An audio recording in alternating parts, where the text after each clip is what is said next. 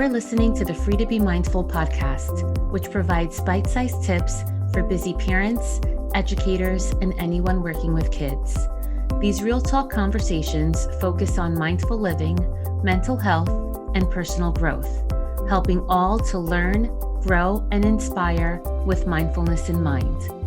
I'm your host, Vanessa de Jesus Guzman, educator, licensed professional counselor, entrepreneur, and mom.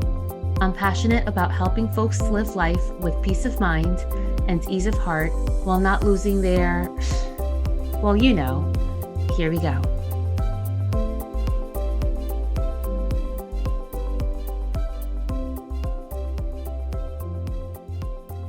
Have you ever tried to practice meditation but have no idea if it's working or even if you're doing it right? Wouldn't it be awesome if there was something to let you know when you're in the zone, to let you know to do more of that? Well, there is something that does exactly that. It's called Muse. Muse is a brain sensing headband that helps you find more calm, sharper focus, and better sleep. It does this by measuring your brain waves and lets you know exactly when you're in a meditative state. It's an awesome tool for kids and for adults alike. You can get 15% off any Muse product by clicking the link in the show notes below. Check them out at choosemuse.com. And again, don't forget to use that link for 15% discount at checkout.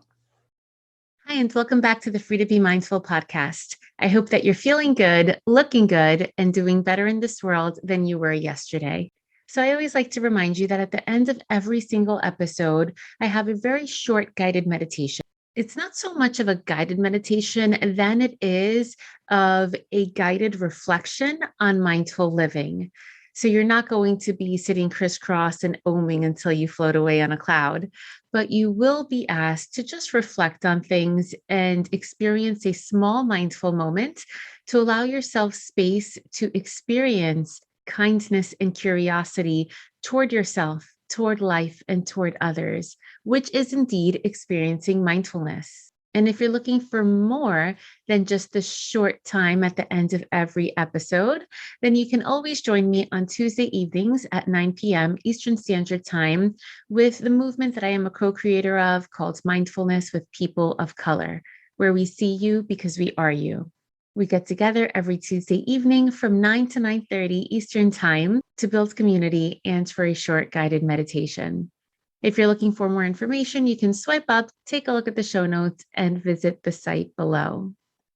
So, as I shared with you recently, I recently had a birthday, and thereafter, it was my son's birthday.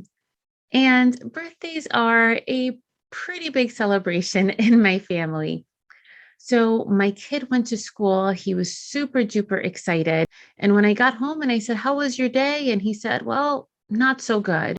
And he told me, "My teacher said happy birthday to me, but she didn't sing the birthday song to me." And of course, at that moment, I was crushed.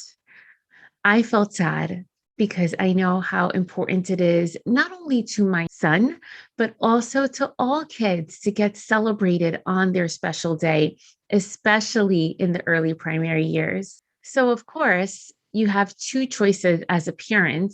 One could be filled with rage and go into how dare she, why didn't she sing, and make a big to-do out of it in front of your child. But if we do that, we aren't really living mindfully in that moment because we're reacting instead of thinking first, then responding. I stayed quiet for a little while until I went back and forth with what would be the best option to take. And then I asked him, "Well, what do you want to do about it?" And he thought about it and then quickly said, "I want to send her a message." And I said, "Okay, what would you say in your message?" And he didn't even tell me. He said, "No, let's go, let's write the message." So he knows what email is, but he had never written an email himself as an 8-year-old. So he opens up email. I taught him how to find his teacher's name. I explained what the subject line was and told him that that gives her the idea of what his email is about. So by himself, he wrote, "I am sad." Oh, another crush to the heart. So he opened up the body of the email and started poking and typing. And this is exactly what he wrote. I am sad because you did not sing the birthday song to me. You sang it to blank, blank, and blank, 3 of his classmates in his class, but you did not sing it to me. Colon face, parentheses, to make a sad face. And that was his email. I read it, and I, of course, again, for the 3rd time in a very short time span, crushed. So I asked him, is that all you want to write? And he said, yes. I didn't tell him to put anything else, nor did I give my comment or feedback on it. And I just said, okay, hit send. And there it went. So for another 2 hours, he was pretty sad until his teacher wrote back, and bless her soul for writing back at 6 o'clock in the evening. And she wrote that she was truly sorry and she had forgotten, and it was just a busy day, and that she would make up for it tomorrow. And with that thought of kindness from his teacher, his spirits lifted up, and in turn, my spirits lifted up, and we were able to enjoy the rest of his birthday evening. So the point of the story isn't to focus on the mistake the teacher made. As a former 2nd grade teacher myself, I totally get it, even though it stinks for my kid. But the point of the story is how mindful we as parents can be when we come across sticky situations where we want to put our child in a bubble so that they would never get physically hurt, emotionally hurt, mentally hurt, and we fight their battle, so to speak, for them. However, when we do that, we do a couple of things. The first is we jade their thoughts and reactions, because now not only do they pick up our energy, but they also pick up our thoughts and even the way in which we express ourselves. And then that becomes their truth. We should want to give our kids the opportunity to live for themselves, to make up their own minds, to be independent thinkers. And if we are quick to react to a situation, when we do that, what we also do is not allow our kids the opportunity to try to manage situations and conflict themselves. Now, of course, conflict is a part of everyday life, and they most likely have it with peers, but they can have internal conflict and other types of external conflict. But any type of situation that kids may experience, yeah, they start experiencing at a young age, and it doesn't stop when they hit their teen years or when they hit young adulthood or parenthood. It keeps going. And the reason why we may be so good at handling situations is because we've had practice. Think about the decisions that you make now at the age you are now may be much better choices than the decisions that you made perhaps when you were 18, and hopefully better than when you were 12 or 13. With time and experience, we get better and better at handling different things. But if we run to be helicopter parents, to put our kids in a bubble so that they don't experience anything with just a slight sting of pain, then they're not going to have the skills to learn how to manage these types of situations when they get older. And that isn't of any benefit to our kids. Now, this isn't to say that I want my child to experience pain all the time. Of course not. And again, with this whole birthday situation, it hurt my heart because I didn't want to see him upset. And then I can empathize, right? And put myself in his shoes and think, well, I would have been upset too. But I was very careful to not say any of those thoughts out loud so that I don't exacerbate the situation in his mind. And I allow him the space to handle the situation as he would like it to be handled. And is that to say that our kids always make the best decisions on handling situations? Absolutely not. They're kids, and they are going to make mistakes, which are developmentally appropriate for the age in which they're living at that moment. However, it is through making mistakes in which we grow, which is part of having a growth mindset. So to you, the parents, I have a couple of tips that I'd like to share of things that you can keep in mind and things that you can say when your child is going through a hard situation so that, again, they can become independent thinkers that are able to handle conflict.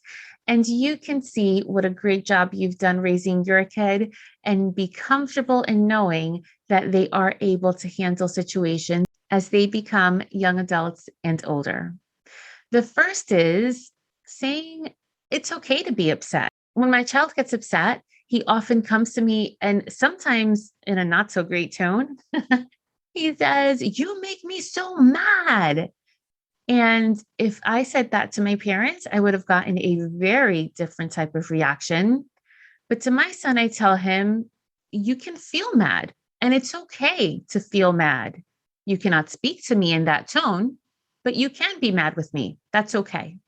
So, again, experiencing sadness and anger and any type of emotion is natural, and it's actually necessary to let it out instead of holding it in.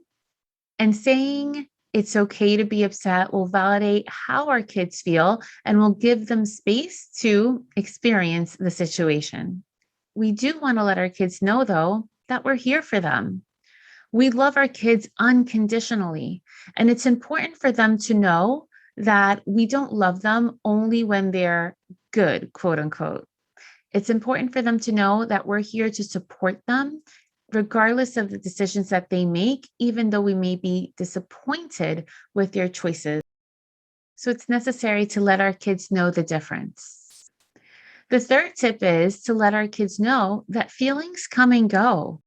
Yes, you can feel angry and you can feel upset, but anger is not going to stay with you forever, just as happiness isn't going to stay with you forever. It's necessary for our kids to know that just as they breathe in and they breathe out and their breath quickly comes and goes, emotions can come and go as well.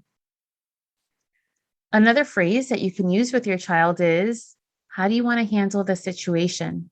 So instead of jumping off and being their hero and rescuing them, we want to allow for them to do this themselves, of course, with our support. I like to say, with us being the safety net for them. So instead of giving them all the answers, give your kids the time and space to think of alternative options. This not only builds onus and responsibility of the situation, but it helps build confidence for the next time that they find themselves in something similar. You can also ask your child, "What can we learn from this?" I truly believe that everything is a teachable moment, sometimes for our kids and sometimes for us. Allow your kids to be the one to share with you what they've learned. Sometimes we as adults like to talk a whole lot.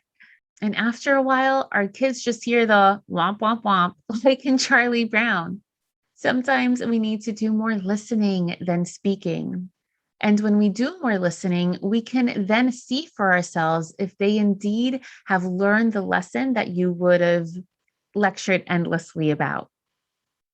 And lastly, teach your kids to, with you, take a breath. Sometimes we need a break before dealing with big situations, and taking a break or taking a breath will really allow us the space to just think before we respond so that we can make the best choices and respond appropriately instead of reacting. So I hope that those tips helped. Of course, it isn't the answer to all types of situations. And of course, we want to make sure that we always keep our kids physically safe, but sometimes they need to take risks. They need to make mistakes. It's a normal part of growing up. And as long as we are present with our kids and we are there as their safety net, they can learn from the mistakes that they make in a safe way and become independent learners that really can live the life that they would like to live. Trust yourself as a parent that you are doing the best that you can for your kid, but also trust your kid to make important decisions as well. So, right now, regardless of where you are or what you're doing, I'd like for you to recall when you were a kid. Perhaps a mistake that you made, not something earth shattering, but something that sticks in your mind where if we had a rewind button, you would go back to redo. As you see yourself in your mind, think of an adult who had the conversation with you of how you can do better or how you can make the situation better. And not doing it for you, but just guiding you through the process so that you can do it yourself. And as you recall this memory, without judging the memory, now think of your own child or children important in your life. And think of how you can be that supportive adult that allows them to fall when they come across something challenging, but the adult that is there to pick them back up and allows them to make important choices so that they can be fully functioning, independent thinkers. Trust yourself that you're doing the best you can. Trust yourself that you're doing a great job raising your own child or teaching the children whom you work with. And trust that these children will be the best versions of themselves. Have a great week.